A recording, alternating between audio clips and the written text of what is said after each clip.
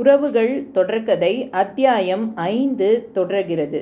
ஊர்வாயை மூட உலை மூடி இல்லை என்று எனக்கு தெரியும். அதனாலேயே உன் தங்கையின் எதிர்கால நல்வாழ்க்கைக்காக இப்படி நடந்து கொள்கிறேன் என்று சொன்ன கணவனை வாணி பார்த்த பார்வையில் பெருமிதம் வழிந்தது.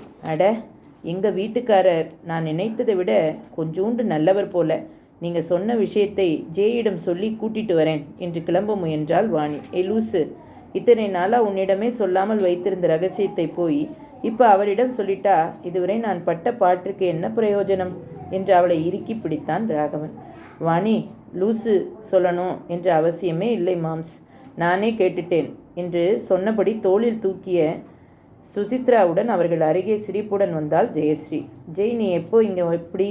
அவளை அந்த நேரத்தில் அங்கே எதிர்பாராத ராகவன் வாணிஸ்ரீயின் சில வினாடிகள் தடுமாறினார்கள். என்ன மாம்ஸ், இந்த சின்ன பிரச்சனைக்காக இப்படி 4 வருஷமாக எங்களை போட்டு படுத்தினீங்க. நல்ல வேலை, சித்துக்குட்டி வந்து அம்மா காணோம், எனக்கு பணியார வேண்டு என்று என்னை பிடித்து இழுத்தார்.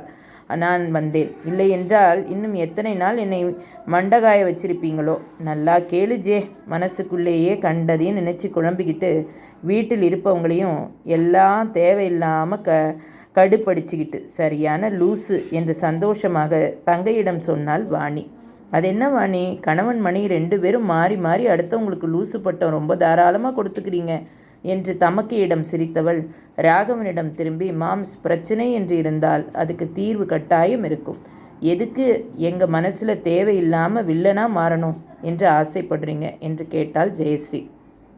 ஜெய், நீ என்னை இப்படி சொல்லாமல் கூப்பிடுவதை முதலில் நிறுத்து. இதை பார்ப்பவங்களுக்கே என்னென்னவோ தோணும். நீங்கள் ஜெய் என்று கூப்பிட்டு ரொம்ப நாள் ஆச்சு மாம்ஸ். சரி மாம்ஸ், வேண்டாமா? அப்போ மாமா ஓகே. கடவுளே, ரொம்ப இன்டீசெண்டாக இருக்குது. போலீஸ் டிபார்ட்மெண்ட்டில் அதுக்கு அர்த்தமே வேறு. நோ என்று பெரிதாக தலை அசைத்தான். அடப்பாவி, இதை மனசில் வச்சுக்கிட்டு தான் ஜே மாமான்னு கூப்பிட்ட பொழுது டென்ஷன் ஆனீங்களா?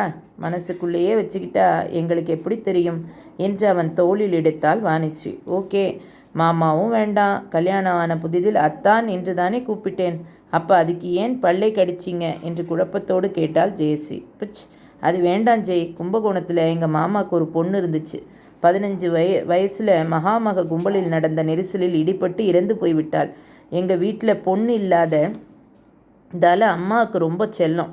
அவள் ஞாபகம் வரும். ப்ளீஸ் வேண்டாம் என்று சொன்னவன் குரலில் வருத்தம் இருந்தது. என்னப்பா இது, பேரும் சொல்லக்கூடாது, உறவு முறையும் சொல்லக்கூடாது என்றால் அப்புறம் என்ன பண்ணுறது என்று புலம்பினாள் ஜெயஸ்ரீ.